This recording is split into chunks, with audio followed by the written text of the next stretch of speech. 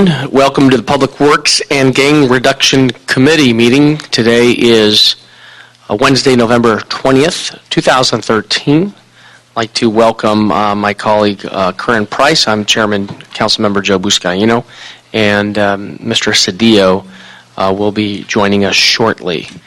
Before we get into the agenda, I want to acknowledge and give the Public Works and Gain Reduction Committee Movember Award to John Poppich and CD3 for growing a fine mow.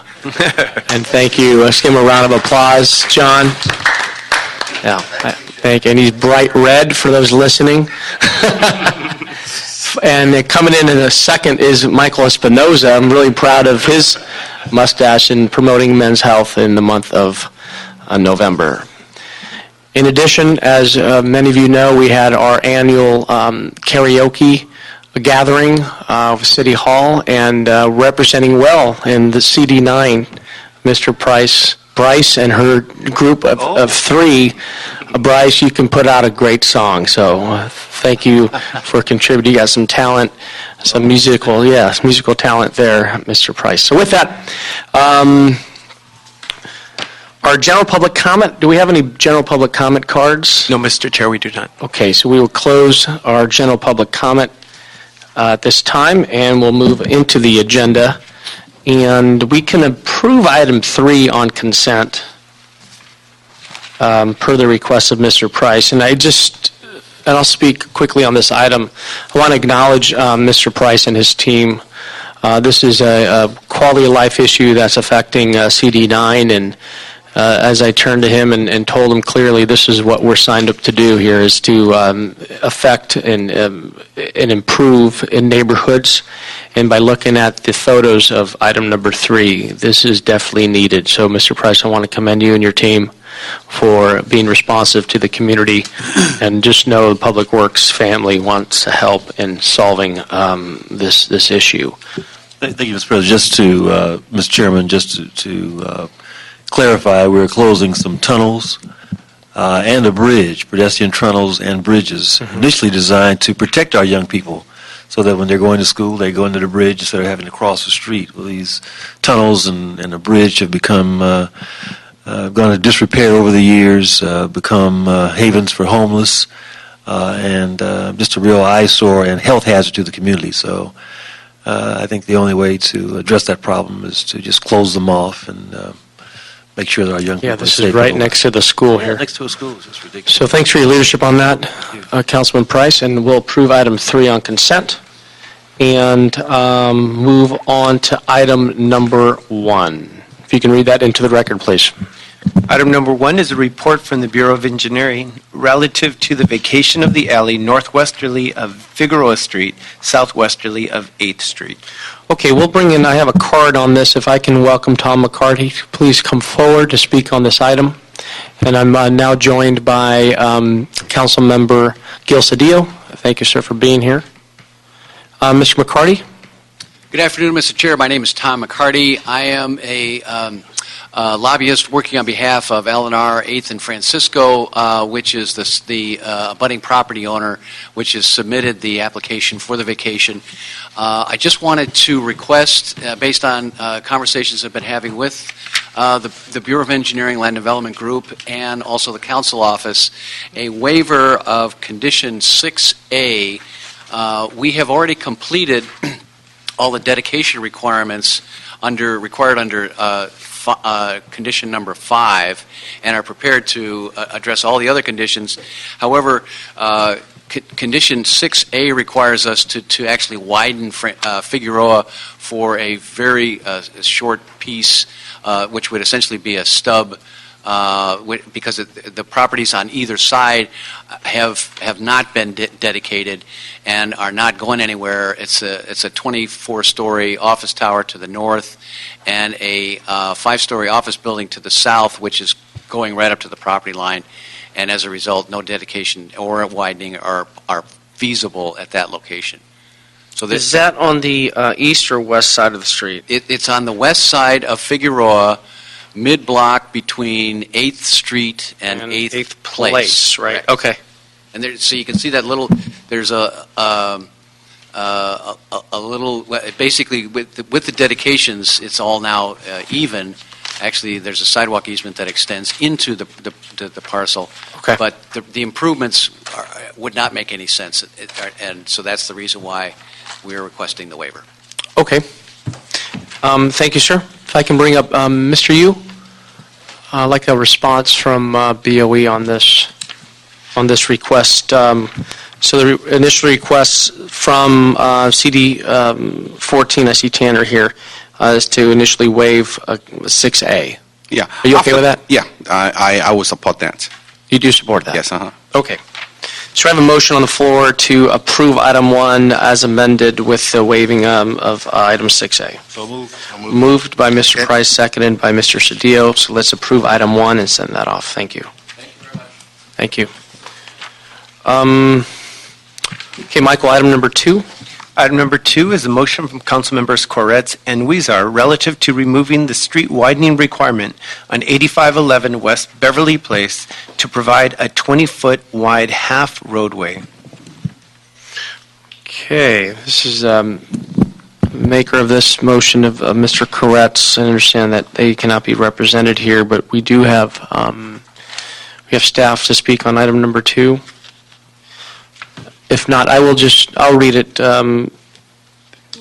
Councilman Request submitted a motion seeking the following amendments to his original motion, colleagues, and it goes like this. Remove the street widening requirement on 8511 West Beverly Place to provide a 20-foot wide half roadway.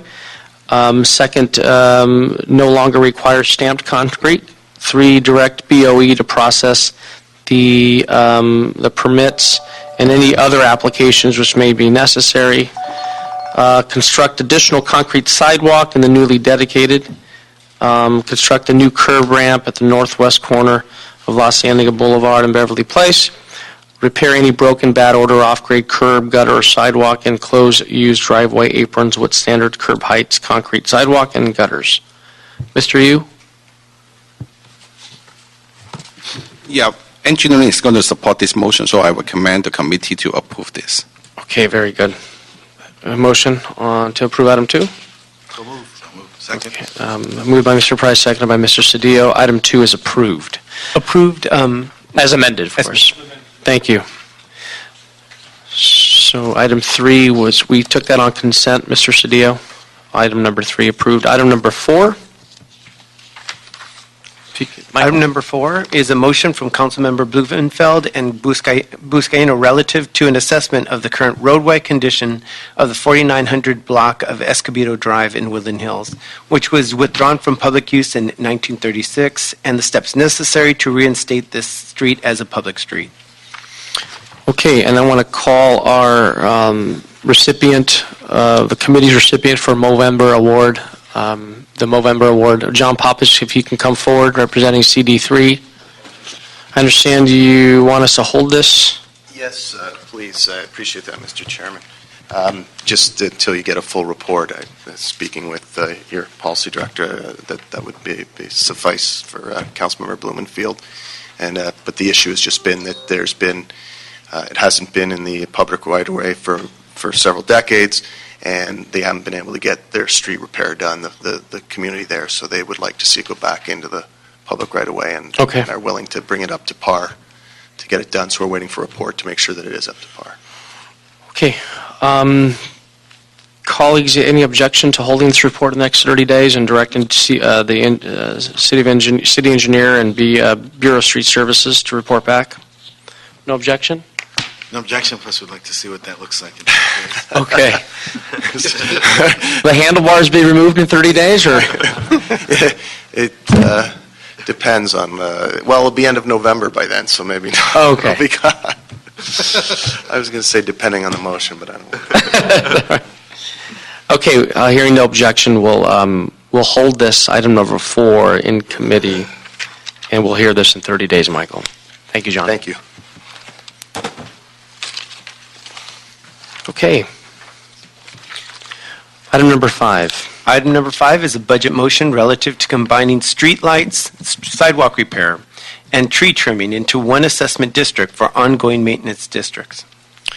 Okay, Okay, colleagues, you may know the City of LA has been grappling with the issue of sidewalks, and specifically sidewalk repair since 1973, when the council then changed the Muni Code to make the city responsible for repairing damage caused by tree roots, without ever determining how to pay for those repairs. And over the course of the last several decades, this committee has studied the issue in depth and looked at options that range from reinstating the pre-1973 policy of citing property owners and requiring them to perform repairs to a point-of-sale program that would require repairs be made before a property can be sold, to even reinstating the 50/50 program several years ago. One potential idea that has been suggested is creating assessment districts to fund sidewalk repair as well as tree trimming, as we do for street lighting. And as we look into this, we feel this would spread the costs among several property owners in the district, so one single resident is not footing the bill for a sidewalk that others benefit from. I'd like to call staff to the table. I have a series of questions, then I'll turn it over to my colleagues. Just for purposes of education, can you explain to us what an assessment district is, and what are legal requirements for creating and implementing an assessment district? Thank you, Councilman. Natalie Brill at the CEO's office. So after 218, it was passed in 1998, it got very difficult to do assessment districts. So do a citywide assessment district is really not, we can't really do like the whole city. You'd have to divide it up into different districts and find a public benefit, a special benefit in each of those districts. You could do a special tax, which is 2/3 vote of the voters to do the entire city. So there are options. It really depends what you want to do. Street lighting does the assessment districts, district by district. So they have that. You could do something similar. And then the way you would do the assessment district is you would do it for ongoing, maintenance and repairs, et cetera. I mean, it's something we'd have to look into. There are probably more than one option. Just depends what option you want to follow. And so you would have a group of neighbors who would agree to assess their property for purposes of whether it's street lighting, which already exists, but also folding in possibly sidewalk repair, that is, and tree trimming. Yes. And do you need a certain percentage of the vote within an assessment district, and who monitors? I think it's 2/3. It would create a new program in the city. So I think that people who know departmental programs in public works better than I do can probably speak on that. Would the city clerk manage that? I don't think the city clerk would manage it. Who would manage the vote of this assessment district? Oh, the vote would be, definitely. It would be like an assessment. You would send out a ballot. If that's what you're talking about, the city clerk would count the votes. You go to a formation, you'd count the votes. There'd be a certain percentage. I think it's 2/3. I'm not sure. It's one of the things we have to check on. Excuse me. I'm Norma Zahakian with the Bureau of Street Lighting. I'm the assistant director. Okay, so I'll just give you some of what we do as far as our assessment districts are concerned. We are authorized to do our assessment districts from the admin code, and we have to comply with Prop 218. The way it works is of the mailed ballots, so you mail out your ballots, and what wait for municipal election, or can they do their own? Okay. This is a mailed ballot process, so we mail out our ballot, we form a district, and we figure out who's the special benefiting property owners, and then of the ballots that are returned, you need 50% positive. So that's basically the way our assessment districts work. Is that a street bond? No, this is a street lighting assessment district. Street lighting, yeah. I'm talking more about a special assessment district, where she's talking about street lighting districts. Yeah. Okay, gotcha. And they're separate. So like some of the communities in the coastal part of the city, say if they want underground utilities, they would have to do a special assessment district. Is that my understanding? In order to fund the bringing the utility poles underground. I'm David Ron with the Office of CAOs. The utilities you're talking about, I think, are mostly electrical utilities, correctly. So that would be something we have to discuss with the Department of Water and Power as to how they'd want to finance that. Is it the same program? It would be an option for how to finance that, but it may or may not be necessary depending upon the financial position of the Department of Water and Power. Yeah, under Prop 218, there's several ways of doing things. There are things that we do like in the admin code that fund, like the street lighting district. There are things that we do for small projects, like the Bureau of Engineering does for the street bond programs. And then there are the bigger districts that we form to do things for special benefit, and that's under state law. And we're allowed to do it under the charter. So there's a lot of different mechanism. It just depends on the cost of what we're talking about, what the actual improvement is, and, what you want to do. I mean, so there are different options depending on how you want to do it. There's not just one right answer. Do we have sidewalk maintenance districts, assessment districts right now? I don't believe we do. I'm not aware of any. No, I'm Paul's not raising his either. hand back. There may be one or two, I think it was one on the west side that had one that, Come on up, Paul. But the Westwood one? No. yeah. The Westwood Street improvement? They're not general use, it's more. Just for the record. Paul Smith, CLA. My recollection is with respect to sidewalk maintenance districts, there was one in the west side, and I don't know if that is still active. That was a $3 Westwood. million, but that was a street improvement, right? Done to No, the- it had also sidewalks. Remember they had the I wasn't here. sidewalks, they wanted them cleaned, and they wanted them to be repaired, and they were willing to assess themselves to do Right. that. I'm not sure if that is still No, it was a street bond. Sidewalk. activated. 1911.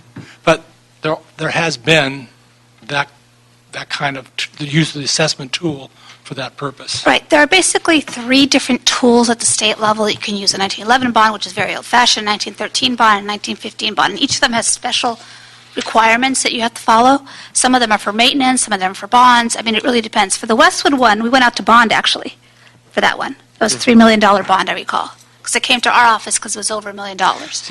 So there are a lot of different ways of doing these programs. It just depends what the residents want and what the improvement is. One of the cautionary things about using assessment districts, Right. especially maintenance districts, Yeah. for things like lighting, sidewalks, tree trimming, is the city attorneys opine from time to time about general and specific benefits that must be gone to the homeowner who is paying for these things. It can't be a general benefit. It has to be a specific benefit. Right. So when you structure these things, you have to keep that in mind, and it becomes more difficult to do to make sure that benefit is gone to that property owner for that particular service that's being rendered, whether it be a sidewalk improvement, lighting, and tree trimming. Right, so when you do the resolution outlines how much each taxpayer would have to pay, depending on the special benefit to them. For example, we're working on the Mar Vista one that Councilman Bowden has asked us to work on. And in that resolution, it says, okay, this property, because it has so many square feet or whatever, is paying $1,000, and this one's paying, $500, because of the special benefit that Paul's talking about. So that's resolved when you actually do the assessment itself. Somebody comes in and assesses what the special benefit is to each of those homeowners and assesses them accordingly. So do you foresee hurdles in combining the assessment district with street lighting, trees, tree trimming, and sidewalk repair? Well, I think there's certain things that we probably want to talk to the city attorney about. Street lighting assessments have been in place for over 100 years. So since the city has established street lighting assessment districts as a separate fund, we would be concerned as far as bringing anything else into that fund. We've been advised by our assessment experts that commingling our funds with anything else would probably have a problem with our fund. It would I would also be concerned from street lighting's point of view is that when you're adding additional cost to an assessment, there's always running the risk of getting a negative response because the more cost you add to our street lighting assessment districts, it would basically probably bring more of a negative response. How many street lighting districts do we have, assessment districts? We have 3 large districts, and we create probably about 300 a year, and they're very small. They're maybe 1 to 5 parcels. But at the end of the year, they get all combined, and we actually have 3 large districts that we maintain, which has about 550,000 parcels. So we have about 2/3 of the city lit. So the city has an establishment of street lighting districts. I would think that if we wanted to start something new, we would want to probably do it fresh and maybe keep sidewalk and trees together because they do impact each other. So that would probably be, if you wanted to go with the assessment way, you would want to keep them together by themselves. Okay. And that's exactly what the reasoning behind this motion is, to look into that. I would just add, your recommendation is to loop in city attorney for advice in this report back. Yeah, we'll talk to several people. We'll all get together and Okay. You need chat. to talk to Ted Jordan and those folks. Yeah, we'll talk to Jordan. And we'll Okay, I'll turn it over to my colleagues for questions, comments, concerns. So tell me what's Prop 218? Prop 218. Who wants to tackle that one? You want me to do it? Prop 218, go right ahead. You could jump in, Natalie, whenever you want. Okay, Prop 218 was a proposition that was passed in 1996.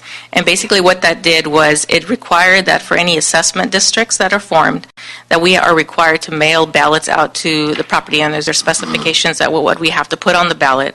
And it also requires that in order for the assessment district to pass, the ballots that are mailed back to us, 50% of them have to be in approval. There is some other stuff in Proposition 218 that I'm not familiar with that refer to taxes. And there's another section that I'm just talking about the assessment part of it. Prior to Prop 218, a lot of the assessment districts were just approved and processed through council. But once Proposition 218 came, then we were required to do mail ballots. Yeah, the last one we did without a vote was the Prop K, which was the recreation one for, what kind of projects? For recreational projects? Parks. Yeah, and so that was the last one we did before Prop 218. And then the other part of Prop 218 has to do with special taxes, that if you want to impose a special tax, I think you have to go to the voters 2/3, right, Paul? And the last one we did there was the police 911 in 1990, blah, blah, 96, 94. It's done, it's the last year we're paying it. So around there was the last one we did on the special taxes. And that actually was a bond, not just an assessment district. So, I mean, 218 just lays out a procedure for the assessments on property owners, Correct. and it's 50% of those who participate. For an assessment district, yes. 50% of the ballots that are mailed back have to be in Right, who approval. participates. Yes. it was an extension of Prop 13 to limit taxes in California, property taxes on California. That was the intent. And then Prop 26 followed soon, a couple of years ago. But the general notion of having some organizational structure that allows you to maintain certain aspects of community life, lighting, sidewalks, trees, is intriguing, and we should pursue it in some way. It's intriguing. See if we can overcome some of the barriers, like the specific and general benefit issues and other organizational issues. See if that can have some impact on long-term maintenance of those assets. So what's the city attorney think are the distinctions between a specific benefit and a general benefit? For instance, if you have a lighting district and you have a light in Can front you of you, switch mics for those listening? Thank you. if you have a light in front of your house and it illuminates it for public safety, but that light is only there and the next four houses don't have a light, some could say, I only get a general benefit from that block being lit. I don't get a specific benefit for the public safety portion of what that is. Or you could say for other types of things. Let's say you had a district and you repaired 3 of the 10 streets in that particular maintenance district. My street wasn't one of them. I might have gotten a general benefit from having the neighborhood streets improved, but I didn't get a new road in front of my house. So I'm not going to pay for it, or I should not be obligated to pay for it. So those are some of the issues you got to work out, and you got to make sure that you don't get yourself into a litigation or suit or something, because those benefit issues weren't, like CAO says, has to be worked out prior to the issuance. Got it. Good. Mr. Price? You mentioned there were 3 districts currently, lighting improvement districts. Where are they? Just kind of curious. What are the general boundaries? Well, as far as street lighting is concerned, there's 3 large districts, and they Encompass just the whole city. encompass the whole city. So as we form smaller districts, which are maybe 1 to 5 parcels at the end of the year, they're all brought in as into one of the larger districts, and then they're put on the property tax bills. So they're not in one geographical area, they're just spread out throughout the city. And you mentioned, though, that 300 or so are being formed every year. These are smaller, kind of sub. These are smaller districts, normally attached to private development projects that come through, and then at the end, they get folded into the larger districts. Thank you. One last question. So when the property owner decides to tax themselves in these districts, what's the duration of the term of the tax on their home? In perpetuity, as long as Oh, it is? and as long as the street light is there. As long as the service provides Yeah. service. And I think that you can limit some. Like in Prop K, it's 30 years, right? 30 years, Prop K. I think Prop K is 30 years. I see. Some of them are limited, some of them, like street lighting, are ongoing. Appropriations. Huh? The appropriation is, yeah, the bond is for 30 years. I don't know about the actual assessment. Prop K is a very complicated piece of Yes, it is. legislation. It creates a lot of work for the CAO's office and the CLA, and they have to be cognizant of all these different, for instance, on a Prop K issuance, you're allowed to raise up to $25 million in a year, I think, and you have to spend $25 million a year, or the next year, your appropriation or the amount is decreased by the amount you didn't spend. So there are all sorts of hurdles on Prop K, but I'm not sure we want to. I know it's not a good example, but I'm saying that's the last one we did before Prop 218. But we have smaller ones, like, for example, the one we're working on now is the Mar Vista one. That one's actually going to be a bond issue assessment, where it's a street bond, and you do the work, and then after 8 years, it goes away because the improvements have been done. What you're talking about is a maintenance district. Mm-hmm. So that may be a longer, maybe it is perpetuity. We don't know, we'll have to find out if that's allowed or not. You want to trim the trees every X amount of years, or Right. make sure the sidewalks are maintained X amount of years. That's something we'd have to look into. Got it. I'm not sure what the law is on that. Well, I appreciate the dialogue, and I know specifically the motion states combining street lights, sidewalk repair, and street trimming into one assessment district, and I'd like to see something come back to us within the next 60 days to see if indeed this is feasible, and also if you can loop in the city attorney for some guidance as well. Thank you so much for your presentation. We really appreciate it. Okay, with that, no other items on today's agenda, and with that, I wish you all a good day, and this meeting is, committee meeting now adjourned. Thank you. Michael, you want these?